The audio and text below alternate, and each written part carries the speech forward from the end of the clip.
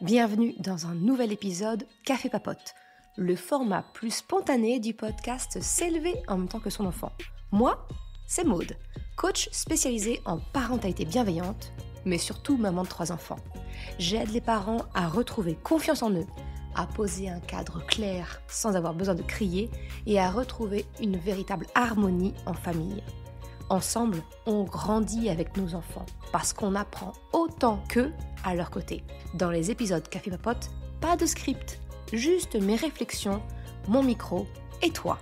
On parle parentalité, émotions, ratés du quotidien, prise de conscience et petites victoires, comme une discussion entre amis autour d'une bonne boisson chaude. Tu te sers une tasse? C'est parti pour l'épisode du jour. Hey, salut! Je suis contente de te retrouver aujourd'hui pour un nouvel épisode. Un nouvel épisode où on va parler confiance. Confiance en nos enfants, comment faire en sorte pour que on puisse avoir confiance en nos enfants. Et cette petite phrase qu'on dit souvent à nos enfants, tu sais, la confiance, ça marche dans les deux sens. Oui, c'est vrai. Mais as-tu remarqué que généralement, quand on dit à nos enfants, la confiance marche dans les deux sens, j'ai besoin d'avoir confiance en toi, eh bien en réalité, les deux sens que l'on mentionne dans cette petite phrase, les deux sens de la confiance, ils sont tous à notre avantage, à nous, le parent. Parce qu'en fait, quand on dit à notre enfant, la confiance marche dans les deux sens, ça veut dire que 1, naturellement, j'ai besoin d'avoir confiance en toi. Et 2, en fait, j'ai besoin que ton comportement me permette de cultiver la confiance que j'ai en toi. C'est vraiment ça, finalement, qu'on sous-entend. Et la confiance marche dans les deux sens. Généralement, on ne l'entend pas, on ne le dit pas avec la volonté explicite de dire à notre enfant « j'ai besoin que tu aies confiance en moi ». Et c'est ça, en fait, pourtant, le vrai sens quand on parle des deux sens de la confiance. Et c'est vraiment sur ce point-là que nous devrions, nous, insister, parents, au-delà du fait que le comportement de notre enfant doit nous inspirer confiance. C'est primordial pour la relation parent-enfant que notre enfant aussi ait confiance en nous. Mais souvent, on n'a pas cette remise en question, on ne donne pas l'autorisation explicite à notre enfant. Alors c'est pas une autorisation finalement, mais on ne donne pas le sens explicite qu'on souhaite que notre enfant ait confiance en nous. En fait, si je te dis ça, c'est parce que c'est un constat que j'ai fait dernièrement, où la confiance envers mon enfant a été un peu ébranlée. C'est notamment avec Choc-à-Pic au collège, où bref, je te la fais très très courte, il est arrivé en retard au collège. Donc il a eu, au début, moi j'ai été notifiée comme quoi il était absent, donc ça m'a un petit peu inquiétée. Et en fait, il se trouve qu'il était simplement, entre guillemets, en retard, ce qui n'était pas normal, vu que toutes les circonstances étaient OK ce matin-là, il n'y avait pas de retard de bus, bref. Je t'épargne ces détails. Il est rentré le soir et pour qui, pourquoi, enfin si, le pourquoi, je t'expliquerai pourquoi. Mais Choc-à-Pic s'est senti un peu piégé. Voilà, et la stratégie qu'il a adoptée, c'est le mensonge.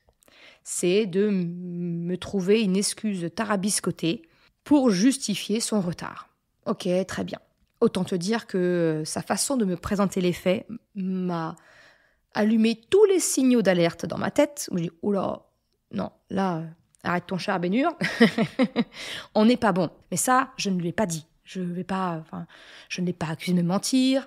Je n'ai fait que d'insister sur le fait que j'avais besoin d'avoir confiance en lui, que j'avais besoin de le savoir en sécurité et que il y avait des failles dans son discours et que non, effectivement, je n'avais pas confiance dans ses propos, mais que voilà, j'utilisais la stratégie dont je t'ai déjà parlé, notamment je crois que c'est dans l'épisode, un vieil épisode sur le mensonge, où je lui laissais la porte de sortie, c'est-à-dire écoute, si tu veux corriger, si tu veux réparer, si ta version diffère, j'écoute. Je suis toute oui, j'écoute. Bon, j'ai en face de moi un adolescent qui va avoir 12 ans, donc un ego qui se construit aussi, et ça n'a pas été aussi simple que quand il était petit.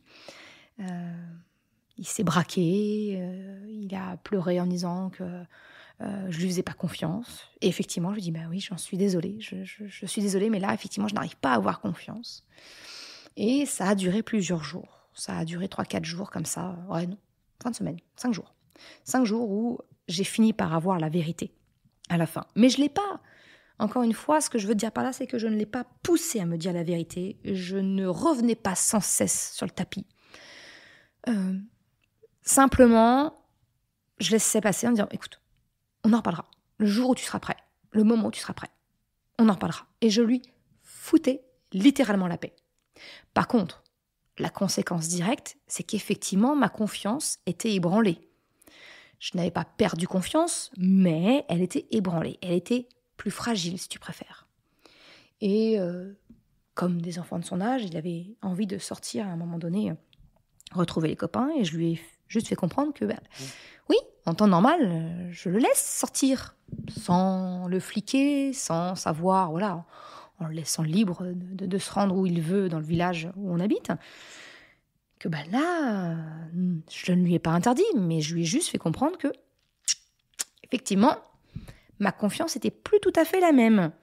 Ça a fait son œuvre, je l'ai laissé sortir néanmoins, mais je lui ai juste dit que du coup, je renforçais un petit peu ma demande. J'avais besoin qu'il m'envoie un message pour me dire « je suis arrivée », que s'il changeait d'endroit où il était, j'avais besoin de savoir où il était, chose que je ne faisais pas habituellement. Et je pense qu'il a compris, voilà, c'était pas du flicage. C'était une forme de conséquence, si tu veux, que je lui faisais porter. En disant, voilà, moi j'ai besoin de regagner, de ravoir confiance en toi. Ok, finalement, il finit par me dire, maman, ok, je suis désolée, j'ai menti. En fait, c'était tout simple. C'est simplement que dans le collège, effectivement, ils n'ont pas le droit d'avoir les portables et que son camarade lui a montré une vidéo sur YouTube, donc en dehors du collège. Et que quand la deuxième sonnerie a sonné, il était encore à l'extérieur. Donc forcément, il est arrivé en retard. Donc j'ai eu le fin mot de l'histoire. Et ce que je veux te dire par là, c'est que ce qui est hyper important, c'est qu'il y a 2 choses qui se sont passées à ce moment-là. C'est que, 1, je l'ai remercié de son honnêteté. Je ne lui ai pas tombé dessus en disant « Ah, mais tu vois, tu m'as menti, nanana, je peux pas avoir confiance. » Non. En fait, j'ai fait du renforcement positif. Et je dis « Merci. Merci de m'avoir dit la vérité. Je me sens soulagée. C'est important pour moi. » Et je lui ai expliqué, effectivement, naturellement, l'importance qu'il y a que je puisse avoir confiance en lui. Et c'est là où j'en reviens à l'origine de cet épisode de podcast en te disant que la confiance, elle marche dans les 2 sens. C'est que je lui ai posé la question, pourquoi ? Pourquoi m'avoir menti ? Qu'est-ce qui fait que tu ne t'es pas senti libre de me dire la vérité ? Et là, mon fils m'a dit, mais j'avais peur de ta réaction et celle de papa. Et en fait, il est là le nœud. Il est là l'élément crucial. C'est qu'en fait, notre enfant n'avait pas confiance en nous et en notre réaction. C'est la peur finalement qui l'a conduit à se protéger à travers un mensonge. Je ne sais pas si tu vois un peu le lien que je fais. Et qu'en fait, ça signifie que mon enfant n'avait pas confiance dans mes réactions. Et là, je lui ai justement rappelé ça, que justement, la confiance, elle marchait dans les 2 sens. Et que quand je disais que la confiance marchait dans les 2 sens, ça voulait dire que moi, effectivement, j'ai besoin d'avoir confiance en lui. Mais que lui aussi doit avoir confiance en moi et dans mes réactions. Et avec son père, on lui a expliqué que, autant que possible, on ne souhaite pas se fâcher parce qu'il a fait une bêtise, parce qu'il a menti, parce que peu importe ce qu'il pourrait faire à l'avenir, j'ai envie de te dire. Que vraiment, on veut qu'il puisse se sentir en sécurité avec nous pour nous dire s'il y a un problème, pour nous dire s'il a mal agi, en fait, tu vois. Et que, oui, effectivement, il se peut que la prochaine fois, j'oublie sur le moment cette bonne volonté parce que je serai fatiguée, parce qu'il y aura eu autre chose, peu importe, mais que je lui donne l'autorisation, finalement, de me rappeler que ce qui est le plus important pour moi, ce qui est le plus important pour son père et moi, c'est la confiance que lui aussi il a en nous et en notre réaction.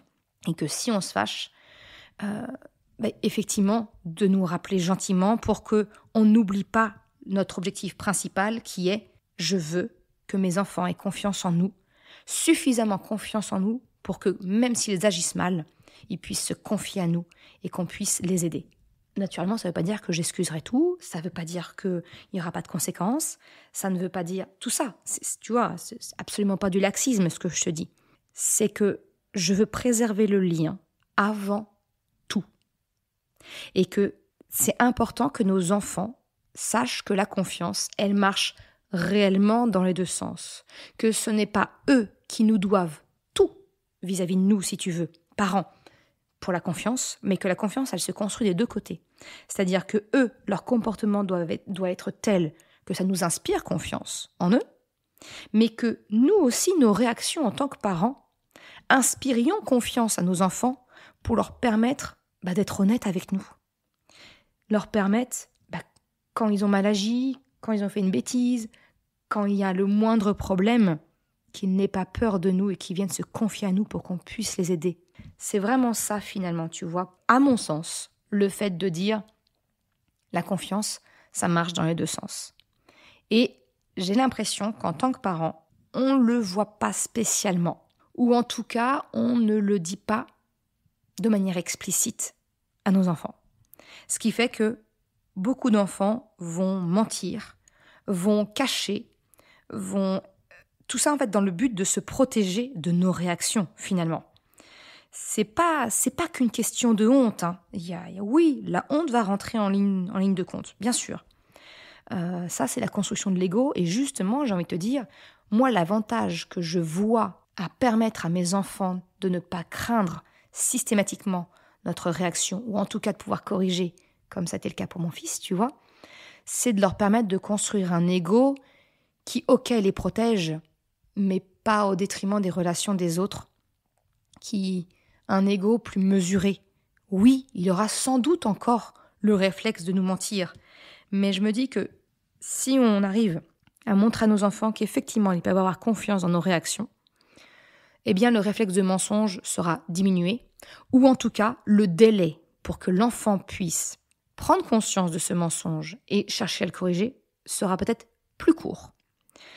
En tout cas, l'histoire me le dira, hein, mais c'est comme ça que je vois les choses et c'est vraiment la conclusion qu'on en a eue avec Chocapic de notre discussion, où effectivement, il y avait peut-être un besoin de rappel que on n'est pas là pour gronder, que bien sûr, ça va pas nous faire plaisir. Enfin, ça, c'est